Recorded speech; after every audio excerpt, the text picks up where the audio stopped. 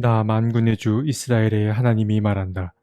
내가 너희에게 받고 싶은 것은 제사가 아니다. 너희가 번제는 다 태워 내게 바치고 다른 제물은 너희가 먹는다고 하지만 내가 허락할 터이니 번제든 무슨 제사든 고기든 다 너희들이 먹어라. 내가 너희 조상을 이집트 땅에서 데리고 나왔을 때에 내가 그들에게 번제물이나 다른 어떤 희생제물을 바치라고 했더냐? 바치라고 명령이라도 했더냐? 오직 내가 명한 것은 나에게 순종하라는 것. 그러면 내가 그들의 하나님이 되고 그들은 나의 백성이 될 것이라는 것. 내가 그들에게 명하는 그 길로만 걸어가면 그들이 잘 될 것이라고 한 것뿐이지 않았더냐. 예레미야서 7장 21에서 23절 말씀. 예레미야 7장에도 유다 백성들을 향한 하나님의 침노하는 마음이 드러납니다.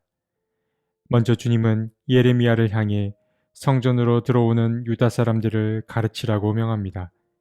이 가르침 안에 성전의 참된 의미가 담겨 있습니다.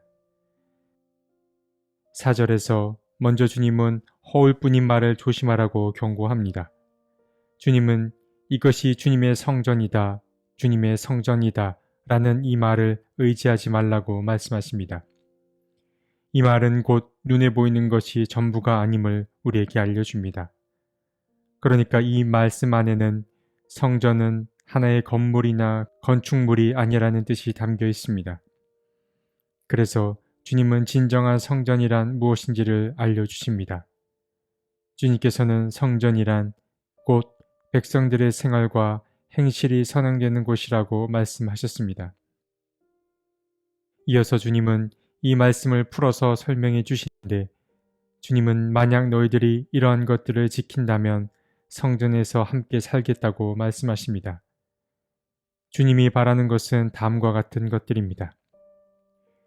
모든 생활과 행실을 참으로 바르게 고치고 참으로 이웃끼리 서로 정직하게 살면서 나그네와 고아와 과부를 억압하지 않고 이곳에서 죄 없는 사람을 살해하지 않고 다른 신들을 섬겨 스스로 재앙을 불러들이지 않는 것입니다.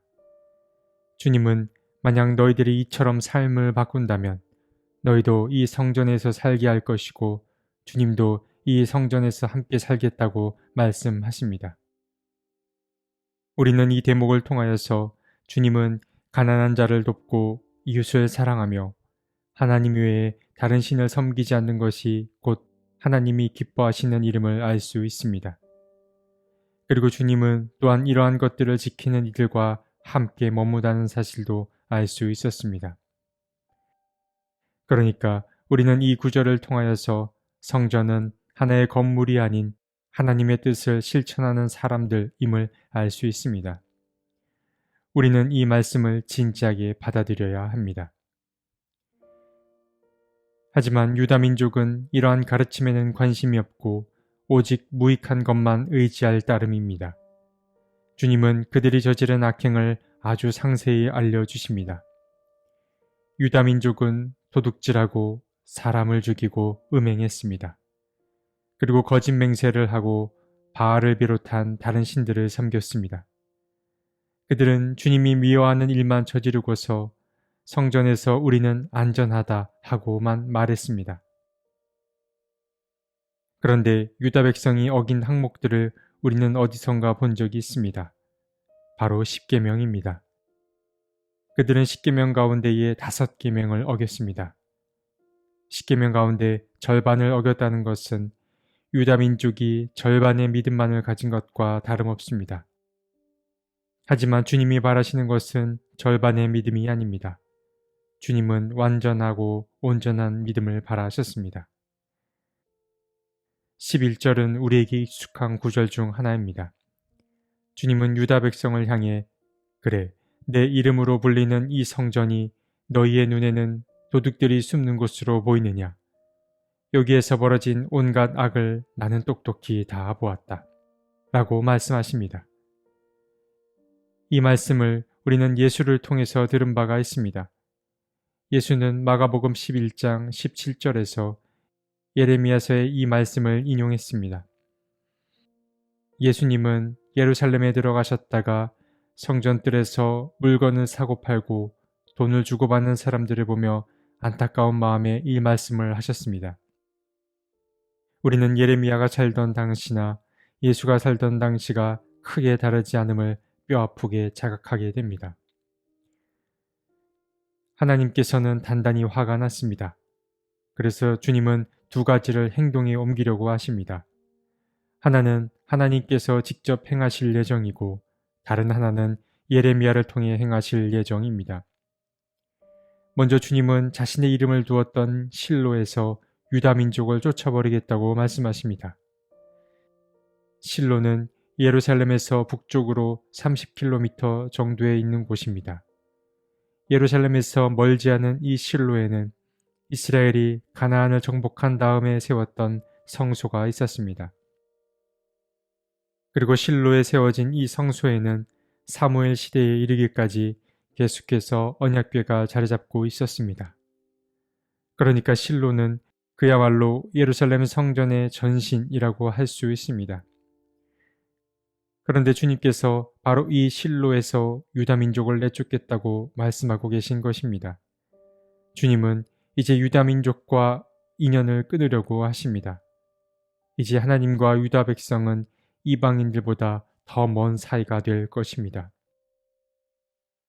그리고 이어서 주님은 예레미야를 통해 한 가지 일을 더 진행하려고 하십니다. 그런데 그것은 예언자의 존재 이유에 반하는 명령이기도 했습니다. 주님은 예레미야에게 말씀하십니다.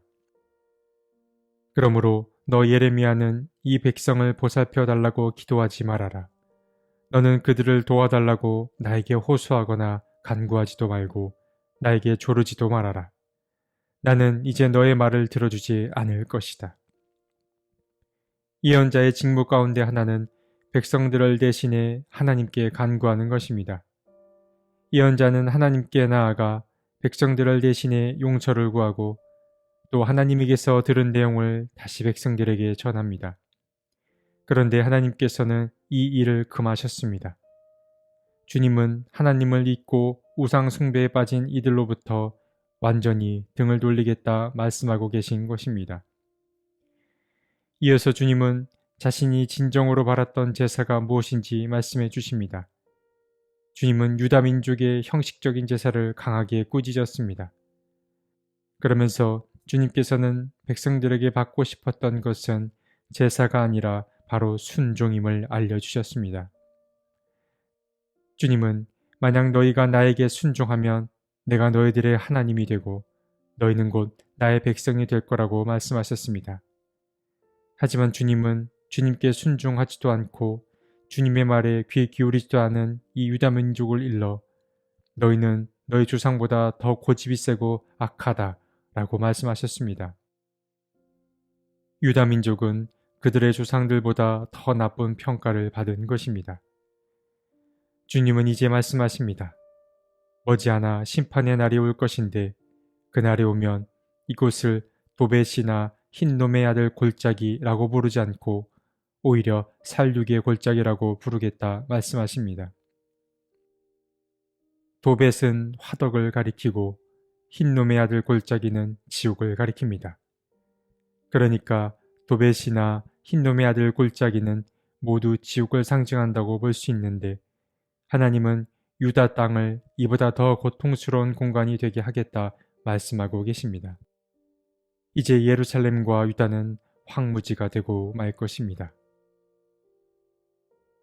오늘 말씀에서 우리는 진정 하나님이 바라는 것이 무엇인지 알 수 있었습니다. 특히 성전과 제사에서 주님의 마음이 잘 드러났습니다. 먼저 성전은 건물이 아님을 우리는 알 수 있었습니다. 주님은 하나님의 뜻을 행하는 이들과 함께 하시고 그곳이 곧 성전임을 알려주셨습니다. 하나님의 뜻이 무엇인지는 오늘 본문 5절과 6절에 잘 나와 있었습니다. 모든 생활과 행실을 바르게 고치는 것, 이웃과 서로 정직하게 사는 것, 나그네와 고아와 과부를 억압하지 않는 것, 죄 없는 사람을 살해하지 않고 다른 신들을 섬기지 않는 것이 바로 그것이었습니다.